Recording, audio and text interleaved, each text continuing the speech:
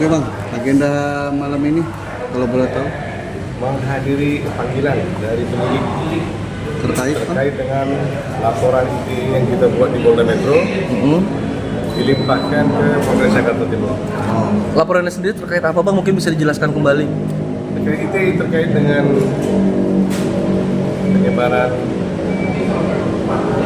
pencemaran nama baik terjadi beberapa bulan yang lalu.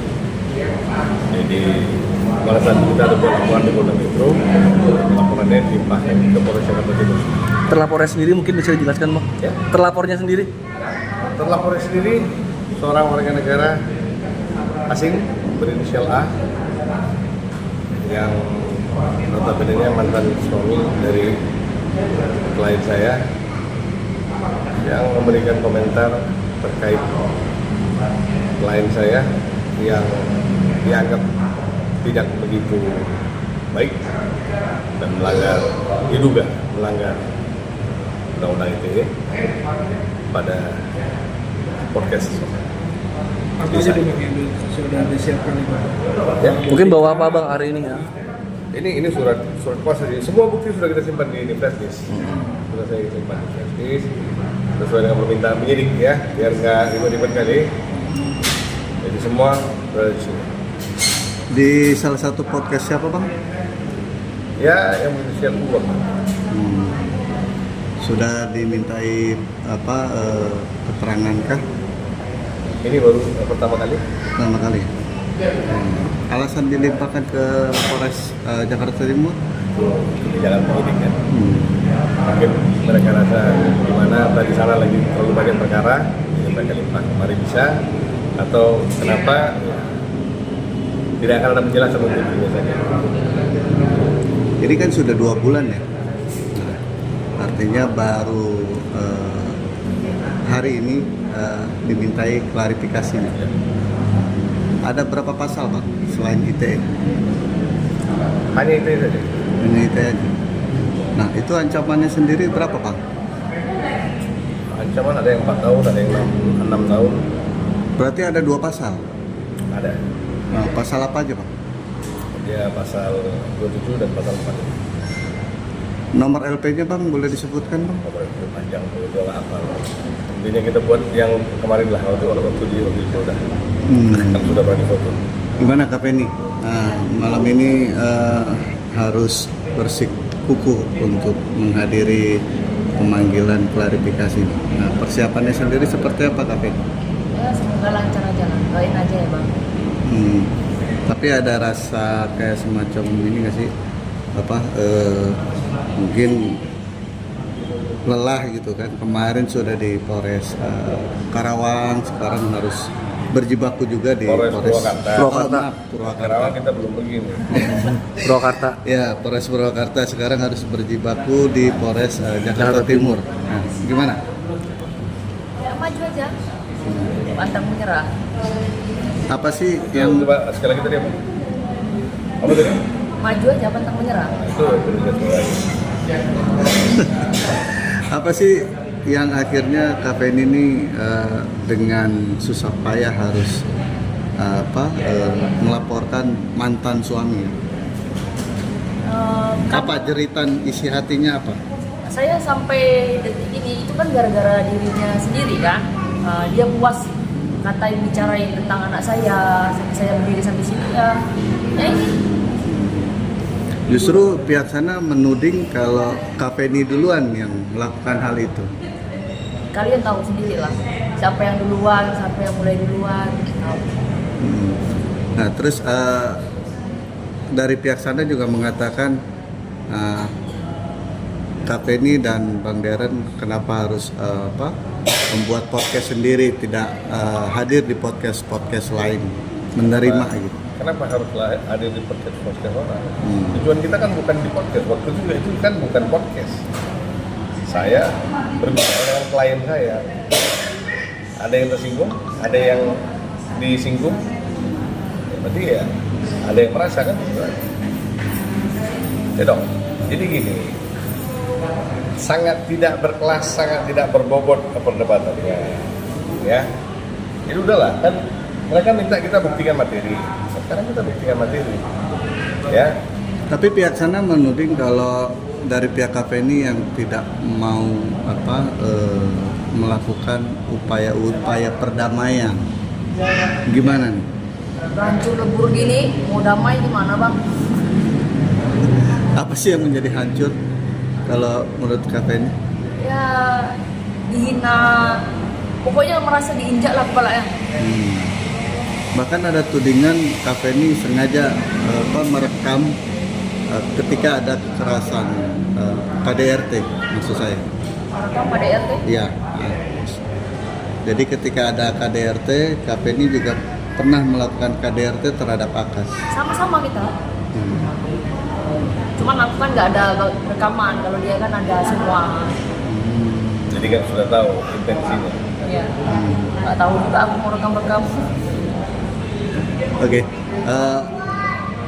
Kemarin infonya Akas sendiri harusnya hadir di Polres Jakarta Selatan ya Pak.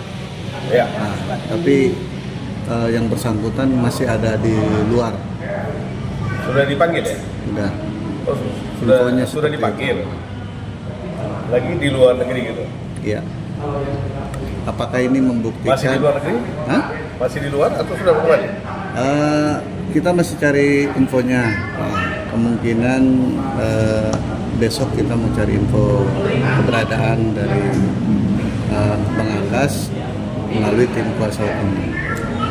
Jadi gini, kan judulnya kemarin, kalau ada yang merasa dilanggar, suruh buat laporan. Nanti kan ada yang mau ngadapin, ya kita buat laporan. Sekarang hadapin, kan simpel. Kalau terbukti, lanjut. Kalau nggak terbukti, ya berarti kita seperti apa? Nggak usah ribet-ribet. Nah, terkait dengan podcast, ini perlu saya jelasin lagi, Pak. Itu bukan podcast, Pak. Jadi waktu itu kan hanya komunikasi saya dengan klien saya yang saya tampilkan di sosial media saya. Simpel, Pak. Ya. Tujuannya apa? Edukasi. Sekali lagi saya bilang, edukasi. Ya. Tidak cukup apa yang kita pelajari di universitas kita dulu, di fakultas kita dulu, yang kita tuangin dalam wadah kecil saja kepada klien-klien yang tekan kuasa kepada kita saja.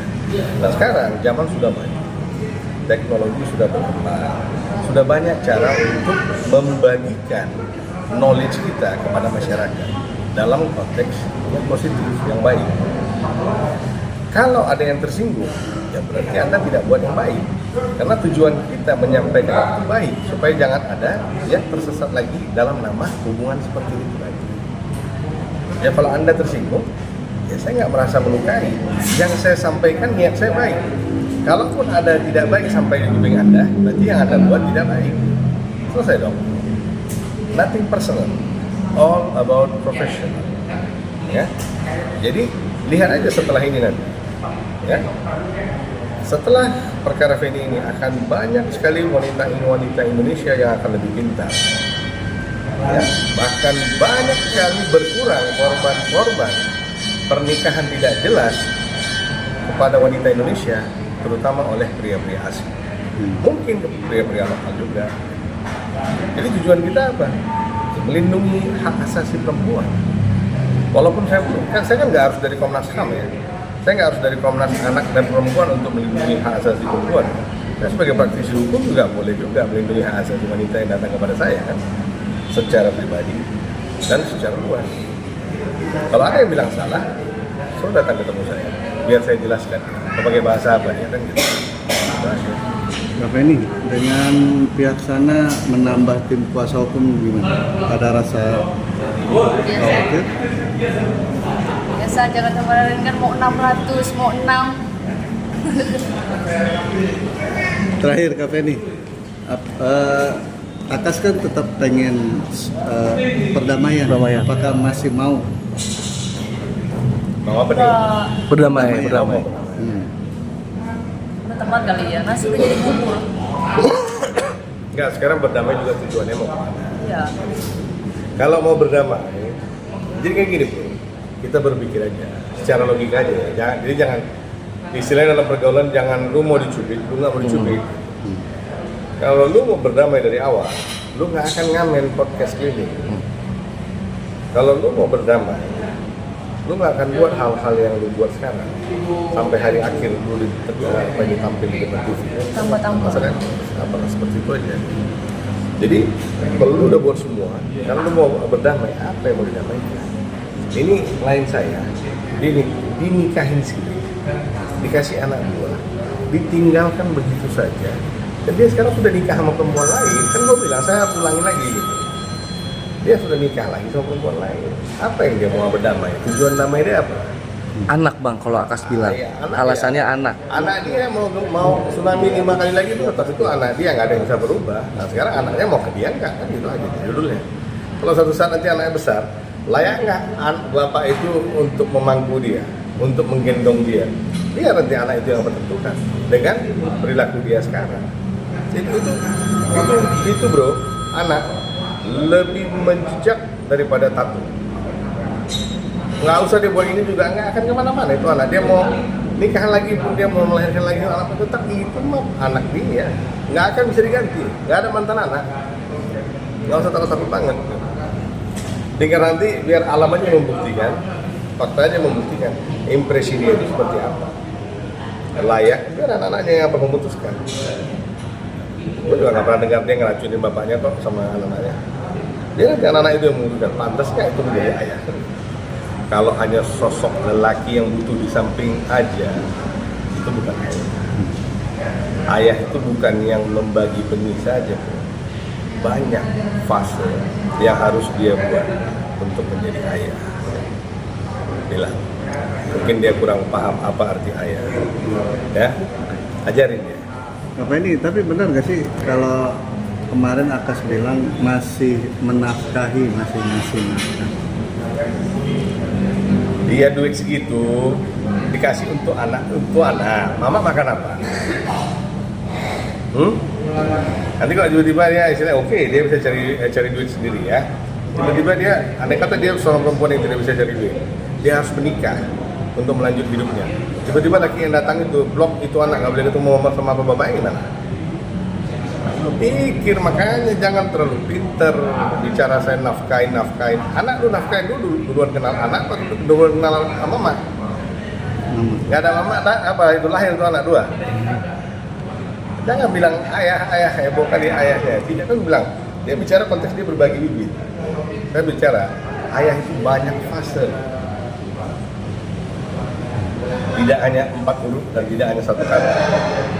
Terlalu banyak menggandeng orang pun sesat di ujungnya. Tahu kan? Masuk boleh? Oh ya, masuk dulu Gitu bang. aja ya? Iya bang. Itu kita ketemu sebelah.